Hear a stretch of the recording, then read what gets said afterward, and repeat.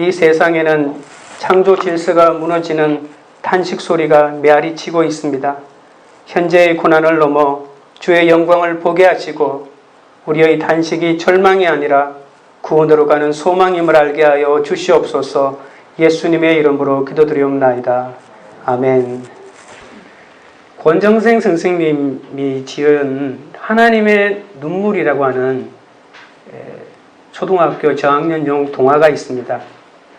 그 동화 속에 주인공 토끼가 이름이 돌이라고 하는 털빛이 노란 토끼가 나옵니다.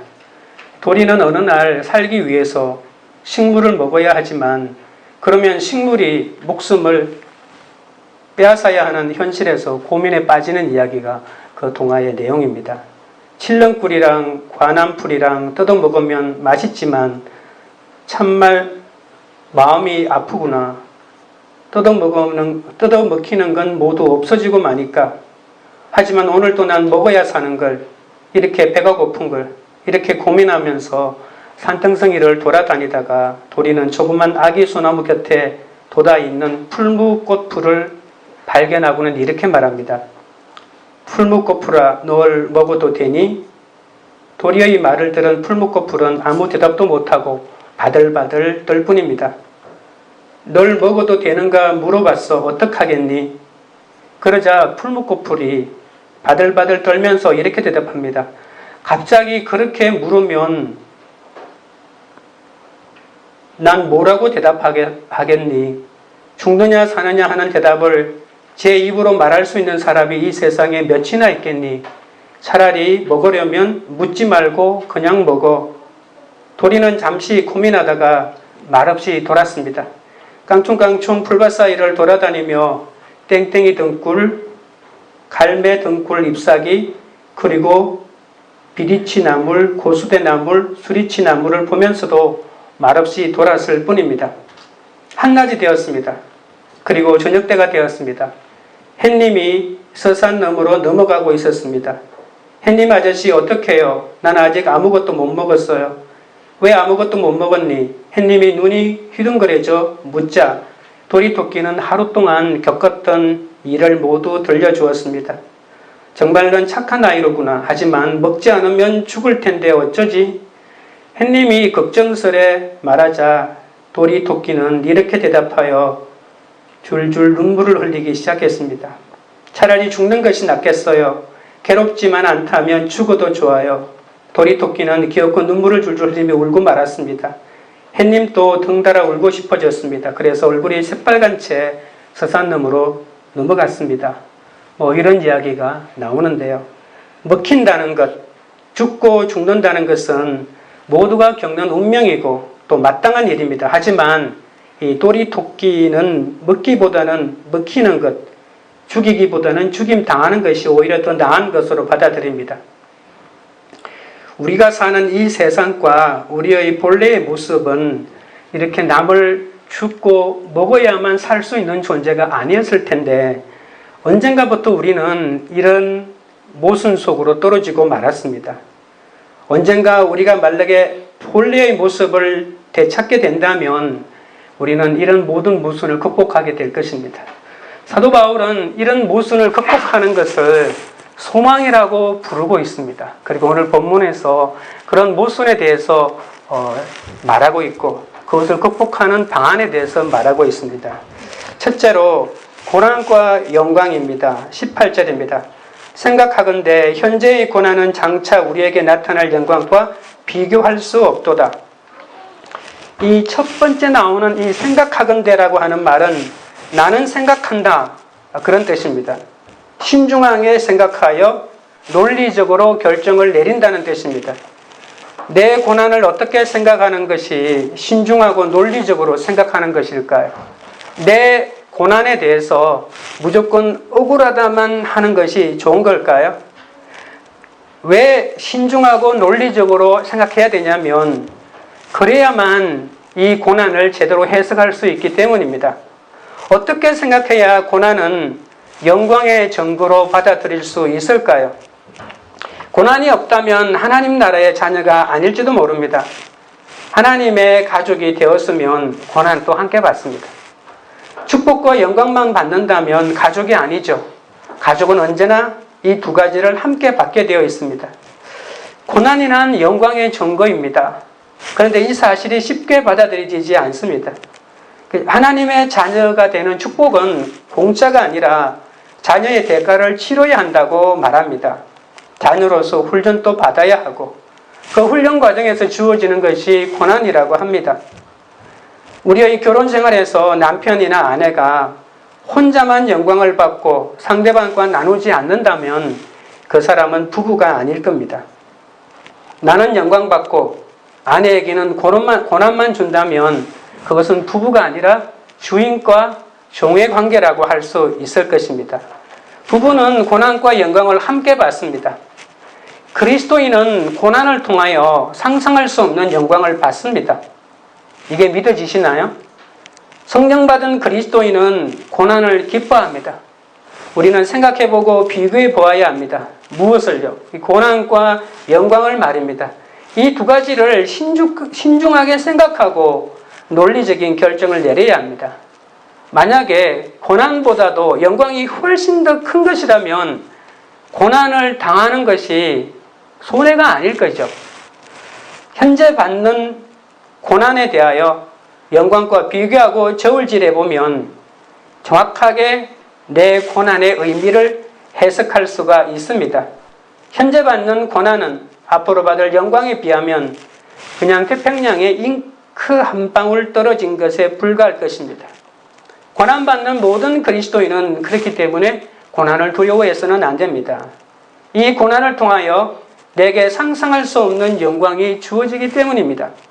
우리는 이 세상에서 예수님을 믿기 때문에 고난을 겪습니다. 예수님은 십자가의 고난까지 겪었거든요. 고난이 없이 예수님이 이 땅에 구원을 가져올 수 있었다면 그런 고난을 당하지 않았을 것입니다. 죽음에 이르는 고통이었지만 그 고통이 지금 2000년 지난 지금 생각해 보면 예수님처럼 영광스러운 이름이 없지 않습니까? 그래서 예수님의 십자가의 고난을 생각하면 바로 예수님의 부활을 생각하고 성춘을 생각할 수 있으니까요. 예수님이 자신이 그 십자가의 고난, 예수님이 지신 그 십자가의 고난은 예수님께서 얻게 될 부활의 영광과 비교할 수 없는 것입니다. 한평생 나를 괴롭힌 고난이라도 그 고난은 잠깐이라고 하는 사실 말입니다. 현재의 고난이라고 했잖아요. 사람은 아무리 큰 고난이라 할지라도 지나가버린 과거의 고난은 그래도 웃으면서 얘기할 수 있게 되잖아요. 그런데 본문은 현재의 고난이라고 했으니까 우리가 이것을 극복하기가 참 쉽지는 않습니다. 이 땅에서 부부와 가족으로 만났다 하더라도 거룩을 위해서 현재의 고난을 겪어야 합니다. 고난을 통해서 거룩해진다고 하니까 우리 주님께서 우리를 거룩한 삶으로 인도하시는데 고난을 마다할 리가 없는 것이죠. 나는 고난 없이도 거룩해질 수 있다고 자부할 수 있겠지만 오히려 고난보다는 축복을 주면 줄수록 나는 더 거룩한 삶을 살 수 있다고 생각하겠지만 과연 인간이 그럴까요? 인간은 그렇지가 않습니다. 서로 다른 두 사람이 만나서 자기의 반을 버리고 상대의 반을 채우니 이것처럼 고난이 어디 있겠습니까? 많은 사람이 겪는 현재의 고난 가운데 배우자를 통하여 겪는 고난이 참 큽니다. 그 고난이 장차의 영광과 비교할 수 없다는 것도 성경은 나와 있지만 내가 믿어지지가 않으니까 그 고난이 계속되는 거죠. 내가 인정하면 그 고난의 시험을 통과했기 때문에 그 고난의 시험이 더 이상 없을 텐데 받아들이기 힘드니까 긴 과정이 더 필요하고 또 필요하고 다시 받는 것이죠. 지금의 힘든 고난을 통해서 우리는 타락한 본성에서 거룩해지고 영혼의 구속뿐 아니라 몸까지 구속받습니다. 하나님께서 당신의 독생자를 내어주시기까지 사랑하신 그 사랑으로 100% 죄인인 나를 사랑하셨습니다. 이것이 깨달아지고 나면 부도가 나고 병이 나고 자식이 속을 썩이며 내 육신이 무너지는 자리에 있다 하더라도 하나님이 생명이 나에게 들어오는 과정이 고난인 것을 인정하게 되는 거죠. 현재의 고난이 영광이 임하는 것을 어떻게 알 수 있습니까? 오늘 본문에서는 그것이 나타난다고 이렇게 말합니다. 영광은 나타난다. 나타난다고 하는 말이 원어로는 계시된다라고 하는 것입니다. 그러니까 계시는 말씀을 통하여 되는 거거든요. 그러니까 결국은 현재의 고난이 장차 다가올 영광이 되는 것은 말씀으로만 깨달을 수 있다고 조심스럽게 결론 낼 수가 있습니다. 그냥 아무리 많은 고생을 당하면 이것을 깨달아지느냐면 그렇지 않습니다. 여러분 고생을 많이 겪어보십시오. 고생을 많이 겪으면 나중엔 이렇게 되는구나 이걸 저절로 겪어지는 것이 아니라 고난의 사건을 말씀으로 해석할 때만이 그것을 깨닫게 되는 것이죠. 하나님의 계시가 없으면 현재의 고난 속에서 앞으로 나타날 영광을 절대로 알 수가 없습니다. 이것을 알게 하려고 하나님이 우리를 예배의 자리로 인도하고 말씀 묵상의 자리로 부르시는 거죠. 말씀을 묵상하여 내 고난을 생각하고 주님의 영광과 비교해 보아야 합니다. 예수 그리스도를 믿으면 하나님의 나라를 위해서 받는 고통을 고생으로 여기지 않습니다. 이 고난이 앞으로 받을 영광과 비교하면 없는 것과 마찬가지라고 하는 것이죠. 오히려 고통이 시가 되어 영광이 우리에게 왔기 때문에 오히려 기뻐한다고 말합니다. 예수님은 산상수훈에서 이렇게 말합니다. 오른밤을 치면 왼밤을 돌려대고 겉옷을 달라고 하면 속은 마저 주고 보리를 가자고 하면 심리를 가야 한다고 했습니다. 어떻게 이것이 가능할까요? 앞으로 받을 영광이 현재의 것과 비교도 안 됨을 알기 때문에 이것을 시행하는 거겠죠. 성령 받은 그리스도인은 고난받을 때 울지 않습니다. 오히려 고난을 기뻐합니다. 손해보기로 작정한 사람은 더는 괴로워하지 않죠. 손해보기로 작정하지 않았으니까 조그마한 손해도 못 견디는 거죠. 성령 받은 사람이기 때문에 그렇습니다. 고난 속에서 그의 눈이 빛나고 그의 생각은 영광스러운 미래로 차 있게 됩니다. 예수님이 내 안에 계시고 성령님이 내 안에 계시면 얼마든지 행복하고 편하게 살 수 있는 길이 있지만 하나님을 멀리하고 편하게 사는 것보다 차라리 감옥에서 죽는 편을 택하게 되는 거죠. 적용 질문 드립니다. 고난이 언제 끝날지만 생각하고 다른 사람과 나의 현재를 비교하며 슬퍼합니까? 비교할 수 없는 하나님의 영광과 사랑을 현재의 고난서도 누리고 있습니까? 둘째는 피조물의 탄식입니다. 19절입니다. 피조물이 고대하는 바 하나님의 아들들이 나타나는 것이니 피조물들도 구속을 기다린다고 합니다. 오늘 본문에 고대한다라고 하는 말이 나오죠. 고대는 목을 빼고 기다린다는 뜻이잖아요. 그래서 학수고대라고 학이 머리가 길잖아요. 목이 길죠. 학이 긴 머리를 빼고 있는 것처럼 기다리는 사람이 혹여나 올 줄 알고 기다리고 있는 모습을 학수고대라고 하죠. 그런데 고대한다라고 하는 이 원어의 뜻 속에는 불안이나 염려의 개념이 전혀 없습니다. 기다리기는 기다리는데 염려하고 불안하는 것은 오늘 이 본문의 19절에 쓰인 이 고대하는 것이 아닙니다. 고대하는 것은 불확실한 확실한 미래를 바라보는 것이 아니라 소망과 확신에 찬 미래를 바라보는 것입니다. 의심도 없고 불안도 없이 확신하는 것, 그것이 고대하는 것입니다. 그냥 안 될 줄 아는데 바라보는데 되면 재수고 좋고 이런 것이 아닙니다. 사도 바울이 빌립보서 1장 20절에서 이 고대한다라고 하는 의미를 이렇게 설명합니다. 나의 간절한 기대와 소망을 따라 아무 일에든지 부끄러워하지 아니하고 지금도 전과 같이 온전히 담대하여 살든지 죽든지 내 몸에서 그리스도가 존귀하게 되게 하려 하나니 라고 이렇게 사도 바울의 고대를 표현하고 있습니다. 하나님이 창조하셨을 때에 이 세상은 바로 천국 그 자체였죠. 그런데 인간이 죄를 지음으로 땅이 저주를 받고 환경이 오염되기 시작했습니다. 인간의 타락으로 땅도 저주를 받아 가시덤불과 엉겅퀴를 냅니다. 어떻게 보면 땅은 억울할 수도 있죠. 땅이 잘못한 건 없으니까요. 사람의 타락으로 대신 저주를 받아 울부짖는 거죠. 이때 흙이 통곡을 하면서 울었다고 합니다. 어떻게 울었을까요? 제가 이렇게 질문을 냈는데 많이 못 맞추더라고요.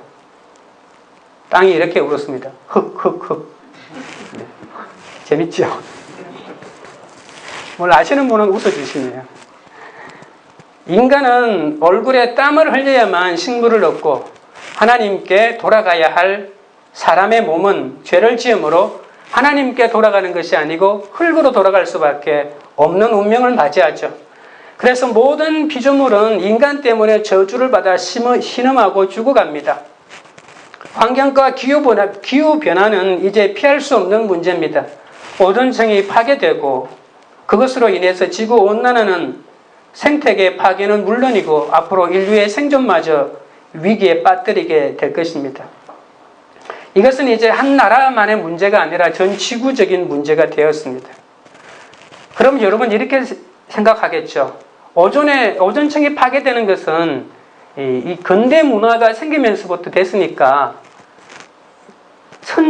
타락하고 난 다음에 바로 생태계에 어떤 변화가 온 것은 아니지 않느냐라고 이렇게 물을 수가 있겠죠.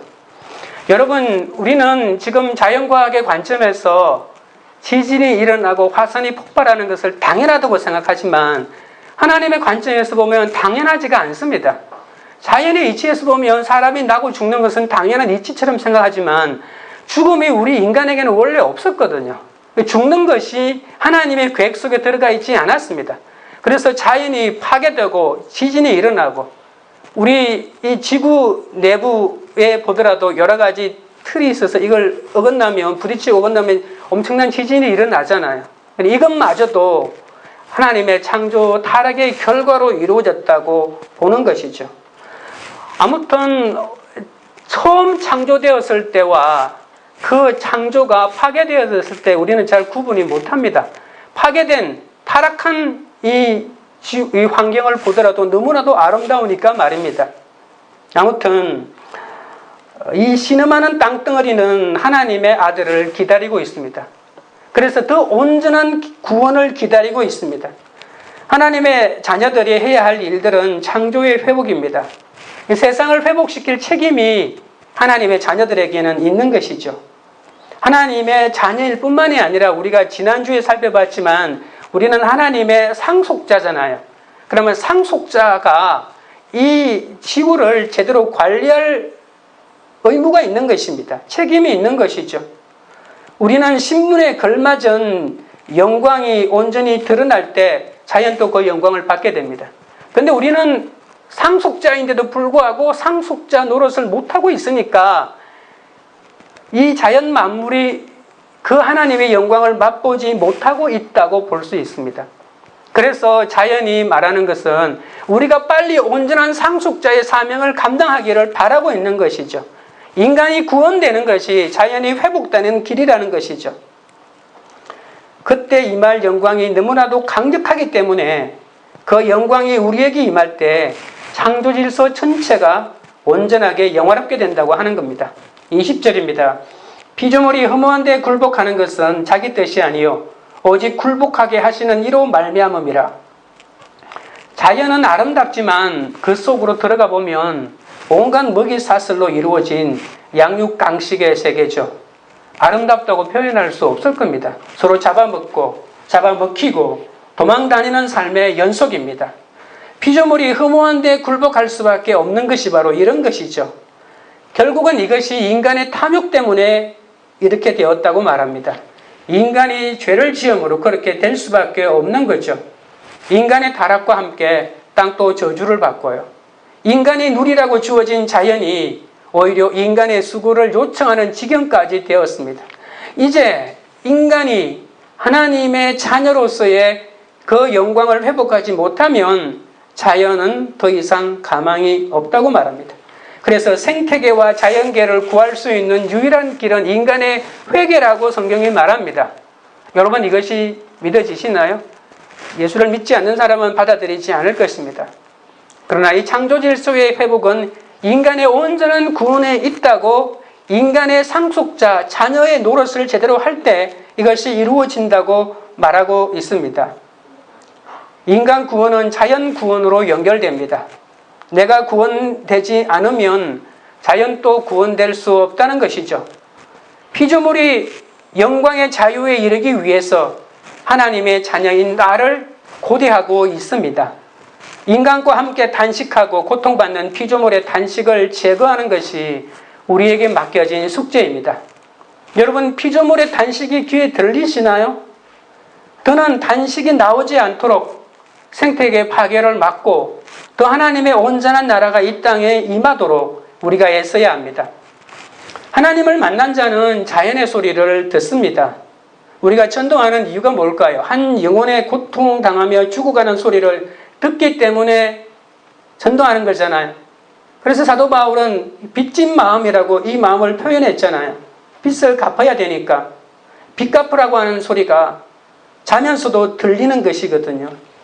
세상에서는 훌륭하고 자기를 자랑하는 것처럼 보이지만 실제로 하나님이 없는 영혼은 외롭고 고독하고 그래서 단식하고 신음하고 죽어가고 있는 것입니다. 그 영적인 실체를 우리가 볼 수 있으면 그 사람에게 전도하지 않고는 견딜 수가 없는 거죠. 예수님을 믿기 전에는 몰랐는데 하나님을 알고 난 후에 이런 것들을 알게 되는 거죠. 누가 이 지구를 보호하겠습니까? 왜 피조물이 흠오한데 굴복할 수밖에 없을까요? 아무리 노력하고 원해도 목표한 것을 얻을 능력이 우리에게는 없습니다. 피조물이 원한 바가 아니지만 인간의 죄로 우리가 그들을 멸망의 길로 인도했던 것이죠. 생태계 파괴에 죽으면 인간의 죄악이고 탐욕입니다. 그래서 이 지구의 생태계를 구원할 길도 인간의 유일한 회개밖에 없습니다. 21절, 22절입니다. 그 바라는 것은 피조물도 썩어짐의 종로로 탄 데서 해방되어 하나님의 자녀들의 영광의 자유에 이르는 것이니라. 피조물이 다 이제까지 함께 단식하며 함께 고통을 겪고 있는 것을 우리가 아느니라. 피조물은 지금 썩어짐의 종노릇을 하고 있다고 성경은 말합니다. 죽음과 부패의 순환이 이 자연에서 끊임이 없습니다. 그런데 우리는 이것이야말로 자연이다라고 이렇게 말하잖아요. 그런데 자연은 이렇게 부패하고 이렇게 죽고 이 죽음의 순환을 끝없이 반복하는 것이 자연의 원래의 상태가 아니라는 겁니다. 생명은 항상 죽음으로 끝나는 것이 우리는 너무나도 마땅하게 여기지만 본래 생명의 죽음은 타락의 결과입니다. 예수님을 믿으면 하늘이 말할 수 없이 맑게 보이죠. 꽃이 노래하고. 그래서 죄사함을 받고 구원을 받으면 예전에는 알지 못했던 새로운 세상을 보게 되는 것입니다. 그래서 이 자연의 정말 진면목도 구원받았을 때 제대로 볼 수 있는 거죠. 저는 고등학교 2학년 가을에 예수를 처음 믿기 시작했습니다. 그때가 10월 8일이었는데요. 처음으로 시골교회 토요일 학생부 8시 모임에 자발적으로 갔습니다.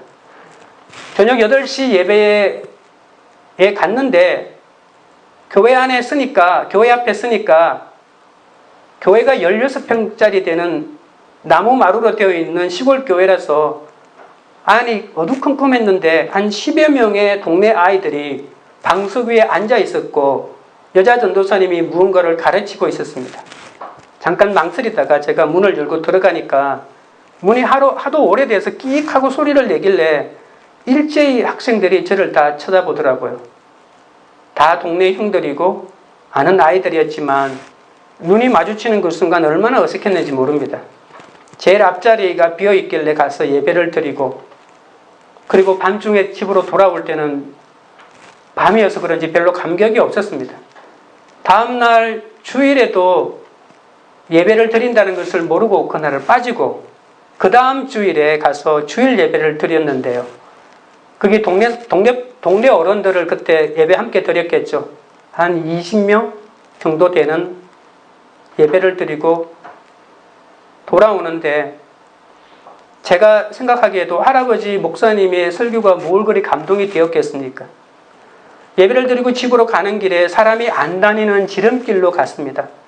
가시나무 울타리가 양쪽에 있고 비가 많이 오면 흐르는 바짝 마른 도랑이 있고 그 도랑길을 아는 사람만 글로 걸어가는 거예요. 거미줄이 엄청 쳐 있고 그리고 불이 우거져서 뱀이 나올지도 모른다는 그런 두려움을 주는 그런 길입니다. 구원의 간격 때문에 얼마나 감격스러웠는지 그 길이 얼마나 아름답게 보였는지 모릅니다. 제가 살고 태어난 그 고향을 제가 그때 한 17년 이상 살았는데 거기가 제일 아름답지 않는 곳이었는데 그 순간 그 장소가 그렇게 아름답게 보일 수가 없었습니다. 그때 어린 저의 마음속에 어떤 생각이 들었냐면 이제는 죽어도 좋겠다고 아무 한 것도 없는데 죽어도 좋겠다는 생각이 들더라고요. 성령님이 오시면 영은 구원을 받지만 문제는 몸이잖아요. 근데 몸의 기능이 제가 지난주에도 얘기했지만 완전히 속에서 죽어버렸다고 했잖아요. 그래서 성령이 우리 마음속에 들어와도 내 몸의 기능이 죽었기 때문에 성령의 말을 듣지 않는다는 거예요. 그래서 성령을 받았는데도 내가 하고 싶은 일을 막 하는 거죠. 그래서 사도 바울이 이렇게 말하죠. 아무리 성령을 받아도 내 몸의 행실을 내가 죽이지 않으면 큰일 난다. 왜냐하면 우리는 몸에는 빚진 것이 아무것도 없고 성령의 빚진 자니까 성령이 하는 대로 우리가 따라가야 되는데 이 몸의 기능이 탈이 났기 때문에 내가 하고 싶은 대로 계속 하고 있는 거죠. 그래서 상속자 노릇 바로 해야 된다라고 이렇게 외치는 게 핵심이 뭐냐면 이 몸이 구원을 받아야 합니다. 이 몸도 내 속에 있는 영처럼 하나님의 말씀에 온전히 순종해야 합니다. 예수님의 제자들이 이렇게 말했죠. 마음에는 원이로되 몸이 약하다. 이런 고백을 안 하는 그 단계까지 가야 합니다. 내 마음에 먹은 대로 몸도 따라주는 것. 이것이 하나님의 자녀가 상속자 노릇을 바로 하는 것이고 이것이 이루어질 때 자연히 하나님의 영광을 보게 되는 거죠. 그런데 문제는 이 몸이 죽기 전에는 그것이 완전한 회복이 어렵다는 것입니다. 그래서 우리의 소원도 그렇고 이 성령의 소원도 우리 몸의 기능이 완전히 회복되는 것. 그걸 몸의 구원이라고 말하고 있습니다. 성령님은 양자의 영이 되셔서 하나님의 자녀가 되게 하셨죠. 그래서 아기를 낳는 것도 중요하지만 키우는 것이 중요하잖아요. 영의 구원뿐만이 아니라 몸의 구원이 바로 해산의 고통입니다. 영의 구원이 해산이 아니고 몸의 구원입니다. 이 몸의 구원을 성경은 다른 말로 하면 거룩한 삶이라고 말합니다. 거룩한 삶. 하나님의 뜻에 가깝게 우리가 살아가는 것. 하나님의 영적인 명령에 우리 몸이 그만큼 반응해 나가는 것. 이것이 거룩한 삶인데 이 거룩한 삶을 이루어내는 것이 하나님의 우리를 향하여 끊임없이 하는 해산의 수고입니다. 육신이 죄의 종로로 돼서 벗어나서 의의 종로로 타며 의의 무기로 우리를 드리는 것이죠. 예수 믿고 육신의 욕망을 따라 살기도 하지만 예수 믿고 성령 충만하여 이 육신의 본능을 이기기도 합니다. 이 몸의 구원. 그래서 몸의 구원을 나중에 마지막에 가서 이렇게 표현합니다. 바로 몸의 부활이라고 표현합니다. 그래서 성령님이 우리 안에 있는 그 온전한 뜻이 우리의 외부로 몸으로도 온전히 드러나게 되는 거죠. 적용 질문 드립니다. 내가 얻은 자유함으로 다른 피조물을 해치지는 않습니까? 나의 구원이 자연과 사람을 살리는 일에 쓰임받고 피조물이 고대하는 인생이 된 것에 자랑스러움과 책임감을 느끼십니까? 셋째는 인간의 탄식입니다. 23절입니다. 그뿐 아니라 또한 우리 곧 성령의 처음 익은 열매를 받은 우리까지도 속으로 탄식하여 양자될 것, 그 우리 몸의 속량을 기다리느니라. 처음 익은 열매는 성령이 앞으로 우리가 받을 담보물을 뜻합니다. 그래서 처음 익은 열매는 앞으로 계속 열매가 익고 열매를 거둘 텐데 그 제일 처음에 이 열매가 이렇게 익는다는 것을 보여주는 하나의 본보기죠. 그래서 우리가 담보물, 그리고 또 우리가 이 부동산 계약할 때 보증금을 받잖아요. 이런 보증금을 받는 개념이라고 보시면 됩니다. 예수님이 부활의 첫 열매가 되신 것은 나중에 우리도 다 부활한다? 그 예수님의 부활은 예수님이니까 부활했구나가 아니라 우리도 부활하는구나라고 하는 것을 알려주잖아요. 그래서 이 성령의 처음 익은 열매를 받은 우리까지도 속으로 탄식하여 양자될 것, 곧 우리 몸의 속량을 기다린다고 말했잖아요. 그래서 결국은 우리 몸의 속량이 하나님께서 우리에게 원하시는 겁니다. 그리고 이 보증금으로 주신 것이 바로 예수님입니다.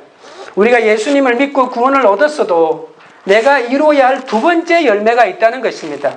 첫 번째 열매 받은 거로 만족하지 마시고, 그런데 나는 가만히 있고 첫 열매만 받아 먹기만 하고 가만히 있으면 저절로 열매를 계속 맺는 것이 아니라 예수 그리스도를 믿고 성령이 내 마음에 들어왔으면 내 육신을 쳐서 이 성령의 말씀에 복종해 나가는 삶의 과정이 있어야 된다는 것입니다. 그 삶의 과정이 있을 때 계속해서 열매가 맺힌다는 것이죠.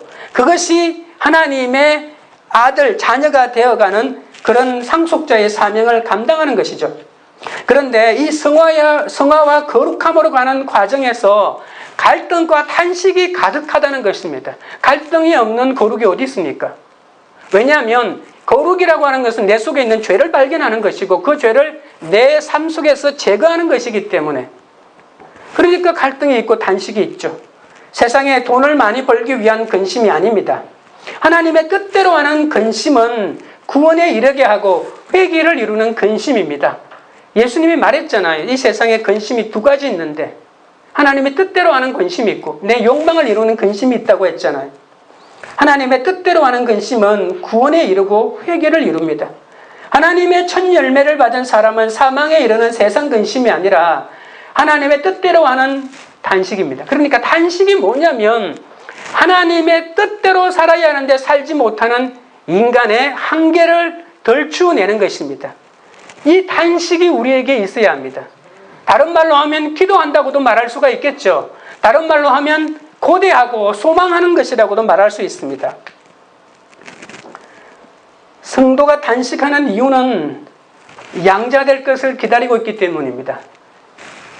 왜냐하면 양자됨은 우리에게 이미 임했지만 아직 온전히 성취된 것은 아닙니다. 나 하나님의 양자인데, 하나님의 자녀인데, 그럴 수 있어요. 하나님의 양자가 되는 것은 우리가 하나님의 자녀로 온전한 몸의 구원을 말하는 거죠. 그러니까 우리는 지금 법적으로 양자입니다. 법적으로 하나님의 아들입니다. 그런데 하나님의 아들답게 생각하지 못하고 살지 못하는 거죠. 법적으로 우리가 구원받았어요. 의인이라고 칭함을 받았지 아직 의인은 아닙니다. 그냥 죄가 많음에도 불구하고 의인이라고 하나님이 칭해 주신 거죠. 그럼 하나님이 그러면 의인이라고 칭하면 끝인가요? 그렇지 않습니다.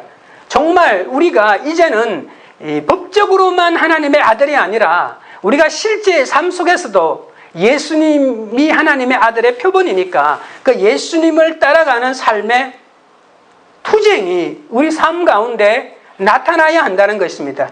그것이 단식이고 갈등입니다. 그리고 그러한 하나님의 부활에 완전히 이르기까지 끊임없이 우리 몸마저도 하나님의 뜻에 복종시키는 과정에서 하나님이 우리에게 말씀하시는 것이 우리에게 기다려야 한다라고 하는 거죠. 기다리는 것. 이것이 우리가 거룩하게 되는 하나의 과정 가운데 중요한 포인트가 됩니다. 이 로마서 1장부터 7장까지는 믿음으로 구원을 얻는다고 말하고 있는데 오늘 유일하게 로마서 8장에서는 소망으로 구원을 얻는다고 말합니다. 이건 24절에 나옵니다만은 내 속에 내주하는 성령의 생각에 나를 복종해 나가기 위해서 나는 기다려야 합니다. 고난과 사건을 만나서 조금씩 몸에 깃들어 있는 육신의 생각을 제거하고 이 몸의 행실을 죽여가야 합니다. 거룩함을 이루어가는 과정에서 탄식할 일이 얼마나 많습니까?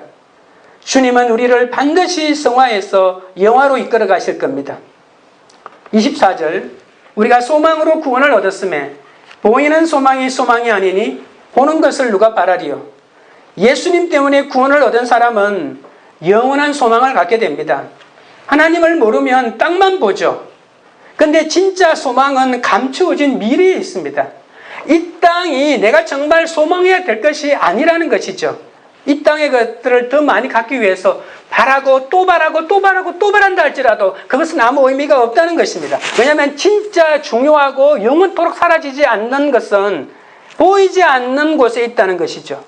모든 악이 심판을 받고 하나님의 백성이 들림을 받는 소망, 현재 받는 고난과 좋게 비교할 수 없는 장차 올 그 영광을 말합니다. 소망이 있는 자는 좌절하지도 않고 절망하지도 않습니다. 자살할 이유도 없고 자살할 일도 없습니다. 천만인이 나를 애워싸 진친다 하여도 두려워하지 않는다는 다윗의 고백처럼 말입니다. 미래가 있는 사람은 좌절하지 않습니다. 이 미래는 나이 70, 나이 80의 미래를 말하는 것이 아닙니다. 영원한 미래에 대한 소망이 있는 사람은 좌절하지 않죠. 그리스도인의 관심은 1%의 가능성을 두고도 기도와 성령과 소망으로 세상을 향하여 밀고 나가는 것이죠.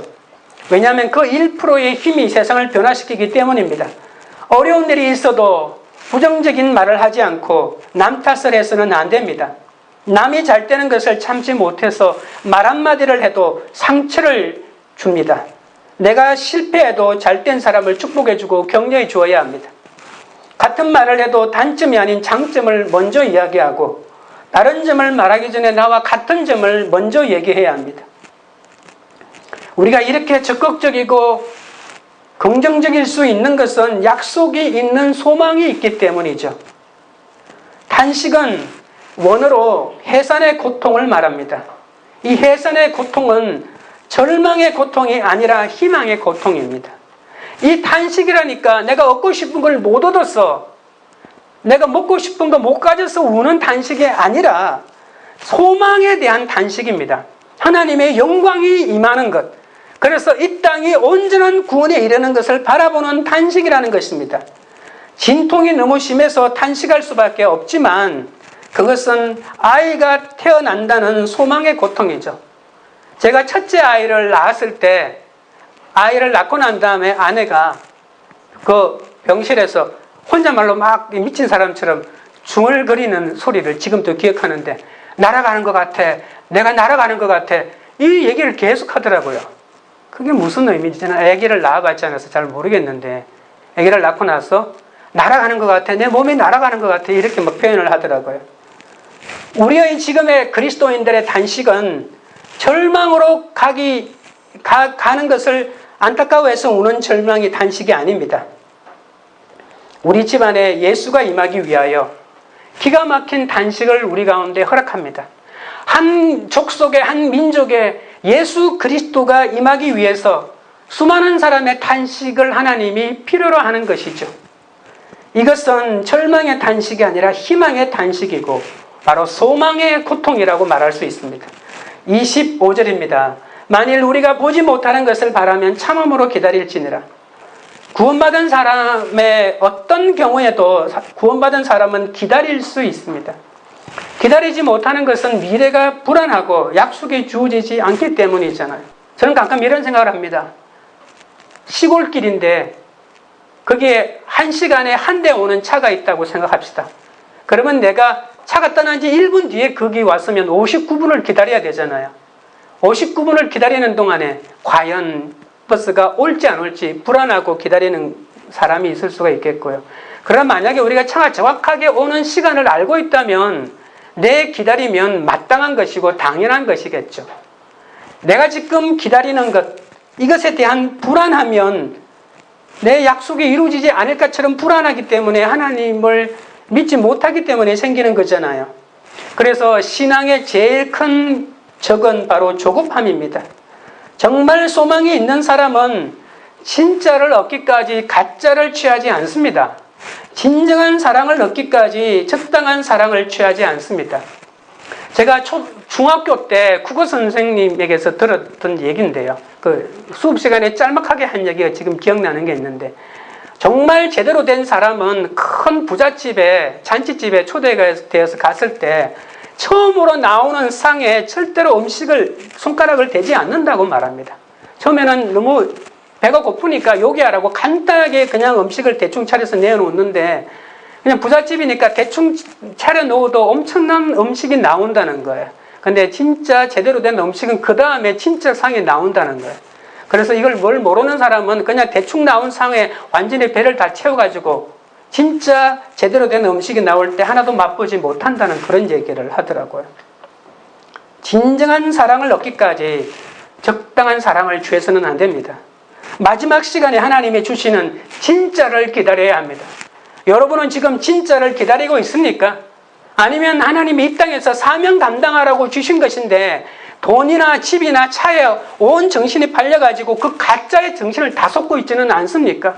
진짜를 기다리는 것이 그리스도인의 삶인데 그 가짜에 온 정신이 다 팔려서 온 에너지를 다 쏟아버린다면 우리는 소망을 잃어버린 사람이 아닐까요? 그리스도인은 환난이 오면 신나는 사람입니다. 신바람이 납니다. 고난이나 핍박이 오면 눈이 빛나고 춤을 춥니다. 왜 그렇습니까? 환난은 인내를 낳기 때문에. 인내가 바로 기다림 아닙니까? 환난이 인내를 낳고 인내가 연단을 낳고 연단이 소망을 낳고 이 소망이 우리를 부끄럽게 하지 않는다. 로마서 5장에 있다고 하지 않았습니까? 지금 손에 가진 것이 없고 눈에 보이는 것이 없고 귀에 들리는 것이 없어도 하나님의 약속이 우리 손에 있다면 기다릴 수 있는 거죠. 시련과 고통이 없으면 인내가 없습니다. 이 시련과 고통을 겪어본 사람만 영원한 인내가 생기는 거죠. 그래서 기다림이 있어야 하나님의 축복을 맛볼 수가 있습니다. 사랑의 가장 큰 특징은 참는 것입니다. 사랑은 달콤하다고 말하지 않습니다. 성경에 사랑은 정말 달콤해, 정말 달콤해 이렇게 말하던가요? 참는 것이라고 말합니다. 참는 것이 얼마나 힘듭니까? 성질도 나고 답답합니다. 그러나 사랑은 오래 참는 것이라고 말합니다. 사랑하기 때문에 기다릴 수 있는 거죠. 사랑하기 때문에 소망을 가질 수 있는 것입니다. 뭘 참아야 할까요? 눈에 보이는 것을 참아야 합니다. 여러분 지금 어떤 것이 보입니까? 무엇을 갖고 싶습니까? 그것을 참아야 된다고 말입니다. 보이는 소망이 전부라면 예수 믿는 사람처럼 불쌍한 사람이 어디 있겠습니까? 직장에서 예수 믿는 것 때문에 술 한잔 안 한다고 왕따를 당하고 믿는 사람으로서 불법 투기를 하지 않기로 작정하고 허리띠를 졸라 매는 분이 혹시 계십니까? 나는 부당하게 돈을 취하지 않는다고 이렇게 결단하고 사는 것도 눈에 보이는 것을 취하지 않는 것입니다. 오래 참는 것입니다. 그게 소망입니다. 여기에 와서 소망의 찬양을 큰 소리로 부르고 기가 막히게 엎조리는 것이 소망이 아니라 내 눈앞에 불법을 취해서 얻을 수 있는 이 세상의 조그만 이익에 내가 눈이 확 돌아가지 않는 것이 참는 것입니다. 당장에 남을 속이면 나에게 이익이 돌아옵니다. 그러니까 유혹에 빠지는 거죠. 직장에 다니고 사업을 하고 아이를 기르니까 세상이 하는 대로 다 하고 싶은 생각이 왜 없겠습니까? 그러나 예수님 때문에 그것을 잘라내는 것이죠. 성경에서 예수님이 살라고 하는 방법이 우습게 여겨지고 시대에 비뚤어져 보입니까? 아브라함의 조카 롯에 대해서 여러분 아시죠? 소돔과 고모라의 땅을 선택했을 때 여러분 혹시 이 바보 같은 놈들하고 비웃지 않았습니까? 우리는 지금 눈에 보이는 좋은 것을 택하고 조금이라도 예쁜 사람, 조금이라도 보기에 좋은 것을 취하려고 발부둥을 치고 있지 않습니까? 내가 그러한 것을 선택할 수 있는 눈이 없으면 다른 사람이 가지려고 하는 것, 그것이 내 목표가 되어가지고 내가 그렇게 살아가고 있지는 않습니까? 하나님의 자녀들의 소망은 내가 얻고 싶은 것을 바라는 소원 성취가 아닙니다. 믿음의 확신 위에 서서 믿음으로 적용하고 참고 기다리고 절제하며 탄식하는 것, 이것이 바로 하나님의 영광을 보는 길입니다. 인생은 잠깐입니다. 저는 이제 50이 넘어서고 보니까 인생이 잠깐이란 말이 조금 믿어지더라고요. 그러니까 너무나도 세월이 빨리 지나가더라고요. 기다리는 김에 확실히 기다리십시오. 적용한 김에 성실히 적용하십시오. 절대 타협하지 마시기 바랍니다. 내 삶 속에서 나를 힘들게 하는 환경이나 사람은 나의 전공 과목입니다. 어떤 사람은 이 박사 과정을 마칠 때까지 쉬지 않는 고통을 당할 수 있습니다. 어떤 사람은 아내가, 어떤 사람은 자녀가, 어떤 사람은 물질이, 어떤 사람은 질병이 나의 전공 과목이 될 수가 있습니다. 그런데 그 과정을 잘 마치셔야 합니다. 그 과정을 잘 마치면 나 한 사람이 적용한 것으로 다른 죽어가는 똑같은 사람을 살릴 수 있다니까요. 나의 단식은 헛된 것이 아닙니다. 서로의 단식을 받아주고 상처를 어루만져주는, 그래서 말씀 공동체가 필요한 거죠. 우는 사람과 함께 울고 웃는 사람과 함께 웃는 공동체가 사람을 살려냅니다. 같이 슬퍼하기는 3배가 어렵고 같이 기뻐하기는 7배가 어렵다는 말이 있습니다.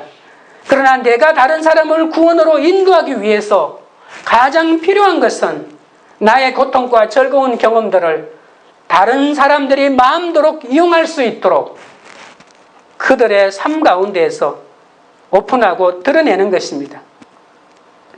우리는 나의 부끄러움과 괴로움을 오픈함으로 이웃의 구원을 위한 최고의 역할을 감당한다는 것에 대해서 잘 모를 때가 있습니다. 내가 내 고난 가운데서 말씀으로 이긴 그 경험이 다른 사람을 살려낸다는 것입니다. 그럴 때 우리의 단식은 구원을 위한 소망의 단식이 됩니다. 우리의 현재의 고난을 통해 모든 사람이 장차의 영광을 보도록 이끌 수 있습니다. 적용 질문입니다. 내가 타협할 수 없는 거짓말과 뇌물과 우상숭배, 이미 타협해버린 불신결혼과 음행 때문에 가슴 아픈 단식이 있습니까? 나의 단식이 구원을 위한 소망의 단식이 되도록 끊고 참고 기다리는 훈련을 잘 받고 있습니까? 내가 나의 현재의 고난을 말씀으로 해석하고 오픈함으로 다른 사람들의 단식을 제거해주는 그 사역을 잘 감당하고 있습니까? 오늘은 처음으로 여러분 조금 더 기다리라고 넷째가 있습니다. 죄송합니다. 넷째가 있습니다. 넷째, 성령의 단식입니다. 26절입니다. 이와 같이 성령 또 우리의 연약함을 도우시나니 우리는 마땅히 기도할 바를 알지 못하나 오직 성령이 말할 수 없는 단식으로 우리를 위하여 친히 간구하시느니라. 구원받은 사람은 소망으로 인내와 기다림으로 하나님의 온전한 구원을 이룹니다. 소망과 인내를 가지고 기다려도 성령님이 도와주시지 않으면 소용이 없습니다. 그래서 성령이 우리의 기다림을 도와주십니다. 내가 약할 때 누군가가 도와주면 얼마나 좋습니까? 성령님은 우리의 연약함과 부족함을 아십니다. 연약함을 이기는 길은 기도인데 우리가 엉뚱한 기도를 하고 있으니까 성령께서 탄식하면서 우리가 온전한 기도를 할 수 있도록 우리를 인도하시는 것입니다. 26절에 이와 같이라고 하는 말이 있잖아요. 이와 같이는 바로 단식을 말합니다. 환경 생태계의 구원을 바라는 피조물의 단식과 몸의 구원을 바라는 사람들의 단식에 이어 성령의 단식이 있습니다. 말할 수 없는 단식으로 통곡과 신음으로 우리를 위해 단식하십니다. 우리가 기도하지 못할 때, 기도하지 않을 때, 죄를 지을 때 성령님은 단식합니다. 우리가 하나님의 자녀다움을 회복되지 못하니 이렇듯 피조물의 단식이 끝이 없습니다. 권정생 선생님의 하나님의 눈물의 마지막 장면입니다. 사방이 어두워지고 하늘에 별님이 반짝거리며 나왔습니다. 도리 토끼는 자꾸자꾸 울다가 잠시 눈을 떠 하늘을 쳐다봅니다. 수많은 별빛이 반짝거리고 있었습니다. 도리 토끼가 서름에 북박쳐 허공에 하소연하자 하나님은 부드러운 음성으로 응답하십니다. 하나님은 무엇을 먹고 사세요? 보리수나무 있으라고 바람 한 줌, 그리고 아침 햇빛 조금 마시고 살지. 어머나, 그럼 하나님, 저도 하나님처럼 보리수나무 있으리랑 바람 한 줌, 그리고 아침 햇빛을 먹고 살아가게 해주세요. 또리의 소원을 들으신 하나님은 이렇게 대답합니다. 그래, 그렇게 해주지. 하지만 아직은 안 된단다. 이 세상 모든 사람이 너처럼 남의 목숨을 소중히 여기는 세상이 오면 금방 그렇게 될 수 있단다. 그러자 도리는 당황해하며 하나님께 반문합니다. 이 세상 사람들 모두가요? 하나님의 대답은 단호하기까지 합니다. 그래, 이 세상 사람 모두가. 그러나 하나님은 잠시 후 이렇게 말씀하십니다. 하지만 내가 이렇게 애타게 기다리는데도 사람들은 길을 써가면서 남을 해치고 있구나. 도리토끼 얼굴에 물 한 방울이 떨어져 내렸습니다. 하나님이 흘린 눈물이었습니다. 네, 이렇게 이제 이 동화가 끝이 납니다. 저는 이 설교를 준비하면서 옛날에 읽었던 이 동화가 생각이 났습니다. 이 하나님의 눈물이 하나님의 탄식이라는 생각이 들었기 때문입니다. 지금도 하나님은 이 땅의 모든 사람이 하나님 은혜 가운데 들어오기를 원하고 계시죠. 근데 그것은 우리 그리스도인들에게, 우리 교회에게 주어진 사명이잖아요. 그런데 우리는 지금 우리가 살고 있는 세상의 가치를 세상 사람들과 비교해서 더 많이 가지면 잘 살고 있다고만 생각하잖아요. 열방에 이 구원의 소식을 알지 못해서 탄식하는 소리가 온 천지를 진동하고 있는데도 말입니다. 여러분은 지금 무엇을 구하십니까? 돈을 구하십니까? 돈보다 더 큰 것을 구하시기 바랍니다. 돈은 소중한 것이지만 하나님은 우리에게 물질이 필요한 것을 아시고 물질의 축복을 약속하지 않았습니까? 하나님이 준다고 한 걸 왜 구하십니까? 더 큰 것을 구하십시오. 침대를 구하지 말고 단잠을 구하라는 말이 있지 않습니까? 책을 구하지 말고 지혜를 구하고, 음식을 구하지 말고 좋은 입맛을 구하고, 돈보다 더 큰 것을 구하십시오. 돈 이상으로, 집 이상으로 하나님의 뜻을 구해야 합니다. 기도해야 하는데 우리가 기도하지 못하니까 성령이 우리 안에서 탄식하며 기도합니다. 이제는 기복의 가치를 내려놓고 팔복을 위해 몸부림치고 신음하며 나의 완전한 구원을 위해서 기도해야 합니다. 마땅히 기도할 바를 알고 구해야 합니다. 무엇이 중요한 것인지 모르고 구하는 사람 때문에 성령님이 탄식하고 있지 않습니까? 우리의 연약함을 아시고 우리를 위해 친히 간구하시는 성령님의 탄식에 귀를 기울이셔야 합니다. 그 탄식 가운데서 하나님의 마음을 알 때 마땅히 기도할 바를 구할 수가 있습니다. 무엇을 기도해야 할지 아는 사람은 이미 연약한 자가 아닙니다. 그는 이미 강한 그리스도의 군사입니다. 하나님의 마음을 알아서 마땅히 기도할 바를 알고 구하는 사람만이 하나님의 탄식을 제거할 수 있고 피조물의 탄식을 제거할 수 있습니다. 사랑이 있을 때 탄식이 들립니다. 자연을 사랑하고 인간을 사랑하고 하나님을 사랑하고 열방을 사랑할 때 그 탄식을 듣고 그 탄식을 제거할 수 있습니다.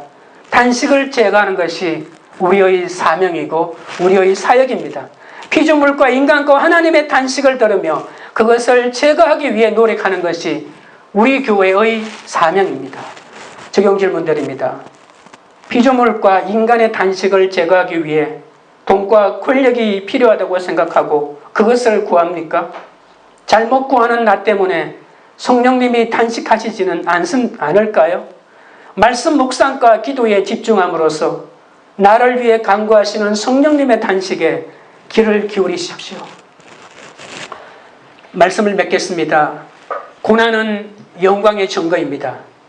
자녀의 축복은 대가를 치르고 훈련을 받아야만 얻을 수가 있습니다. 한평생 나를 괴롭힌 고난이라도 그 고난은 잠깐입니다. 이 고난은 앞으로 받을 영광과 비교할 수 없습니다. 피조물의 영광의 자유에 이르기 위해서 하나님의 자녀인 나를 피조물도 고대하고 있습니다. 인간과 함께 탄식하고 고통받는 피조물의 탄식을 제거하는 것이 우리의 과제입니다.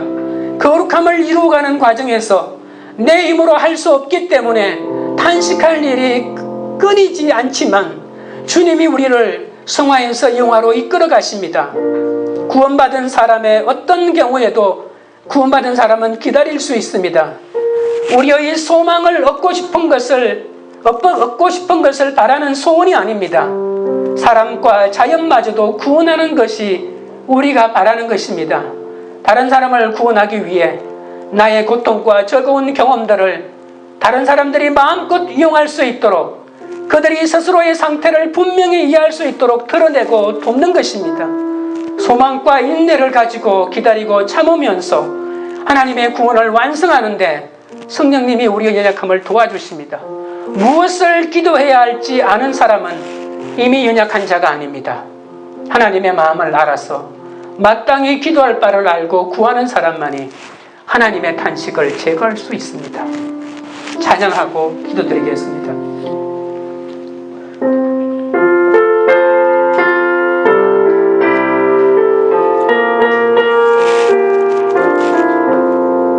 이 몸의 소망 무언가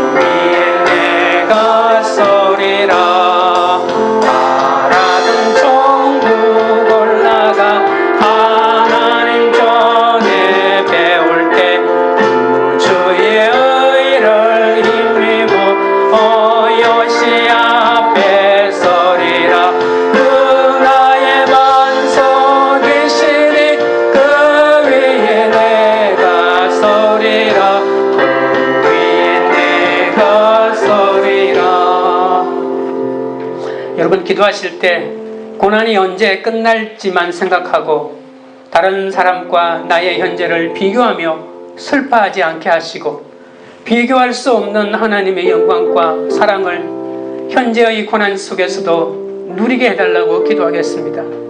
내가 이미 얻은 자유함으로 다른 피조물들을 해치지 않게 하시고 나의 구원이 자연과 사람을 살리는 일에 쓰임받고 피조물이 고대하는 인생이 된 것에 자랑스러움과 책임감을 느끼게 해달라고 기도하겠습니다. 내가 타협할 수 없는 거짓말과 뇌물과 우상숭배 그리고 이미 타협해버린 불신결혼과 음행 때문에 탄식하지 않게 하시고 나의 탄식이 구원을 위한 소망의 탄식이 되도록 끊고 참고 기다리는 훈련을 잘 받게 해달라고 기도하시고 내가 나의 현재의 고난을 말씀으로 해석하고 푸함으로 다른 사람들의 탄식을 제거해주는 그 귀한 사역을 잘 감당하도록 해달라고 기도하시고 피조물과 인간의 탄식을 제거하기 위해 돈과 권력이 필요하다고 생각하고 그것을 구하지 않게 하시고 잘못 구하는 나 때문에 성령님이 탄식하고 계심을 깨달아 말씀 묵상과 기도에 집중함으로써 나를 위해 간구하시는 성령님의 탄식에 귀를 기울이게 해달라고 주여 세 번 부른 다음에 기도하며 나가겠습니다. 주여 주여 주여 거룩하신 하나님 아버지여 고난이 언제 끝날지만 생각하고 다른 사람의 가진 것과 현재 내가 가진 것을 비교하면서 슬퍼한 것을 용서하여 주시옵소서. 세상의 어떤 것과도 비교할 수 없는 하나님의 영광과 사랑을 받았음에도 불구하고 그것을 누리지 못하고 허비해버리는 저를 불쌍히 여겨 주시옵소서. 내가 얻은 자유함으로 다른 피조물들을 해치지 않게 하시고 나의 구원이 자연과 사람을 살리는 일에 쓰임받을 수 있도록 피조물이 고대하는 인생이 되도록 주여 은혜를 더하여 주시고 주여 상속자의 사명을 감당하도록 은혜를 더하여 주옵소서. 내가 타협할 수 없는 거짓말과 뇌물과 우상숭배 그리고 이미 타협해버린 불신결혼과 음행 때문에 하나님 탄식하오니 주여 불쌍히 여겨 주시옵소서. 나의 탄식이 구원을 위한 소망의 탄식이 되도록 끊고 참고 기다리는 훈련을 감당하게 하여 주시고 내가 나의 현재의 고난을 말씀으로 해석하고 보남으로 다른 사람들 탄식하는 사람을 살리게 하여 주옵소서.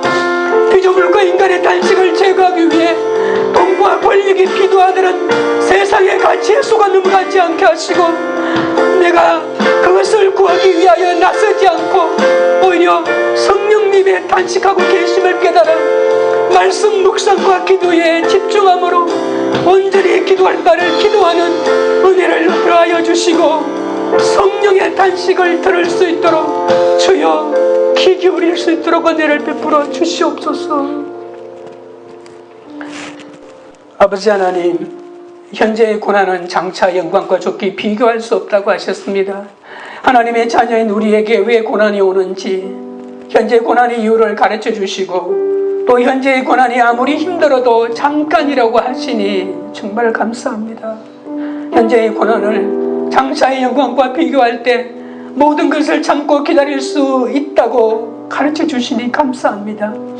나이 들어 겨우 개척하고 결혼도 못하고 가난하고 자녀도 없고 아픈 몸이 우리 삶 가운데 있다 하더라도 믿음으로 참고 기다리면 비교할 수 있는 하나님의 영광이 있을 줄 믿습니다. 그런데도 불구하고 아직도 내 몸의 구속이 온전히 이루어지지 않아서 탄식이 일어날 때가 얼마나 많은지 모릅니다. 이 고난이 언제 끝날지만 생각하고 현재의 고난을 장차의 영광과 비교해야 하는데 다른 사람의 가진 것과 나를 현재를 비교하면서 슬퍼하는 저의 연약함을 불쌍히 여겨 주시옵소서. 주님이 은혜를 주신 것이 너무나 비참하게 왜 나는 다른 사람과 계속 비교해야만 하는지 하나님 아버지여 불쌍히 여겨 주시옵소서. 비교할 수 없는 하나님의 영광과 사랑을 받았음에도 현재의 고난 속에서 끊임없이 남과 비교하고 있으니 그러면서 불안해하고 떨고 있으니 주여 불쌍히 여겨 주시옵소서. 타협할 수 없는 거짓말과 뇌물과 탐심과 이미 타협해버린 불신결혼과 음행과 나의 죄를 어찌하오리까. 용서하여 주시옵소서.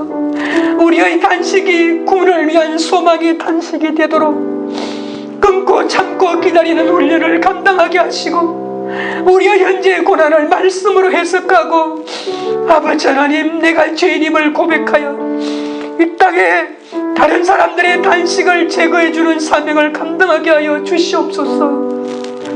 황교 우리들 교회가 피조물과 인간의 단식을 제거하기 위해 돈과 권력이 필요하다는 헛된 생각을 버리고 그것을 구하지 않는 공동체가 되게 하여 주옵소서. 잘못 구하는 우리 때문에 성령님이 단식하시고 있음을 알아 말씀 묵상과 기도에 집중하는 공동체가 되게 하옵소서.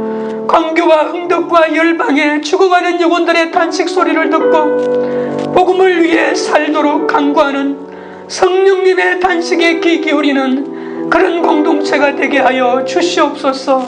예수님의 이름으로 기도합니다. 아멘.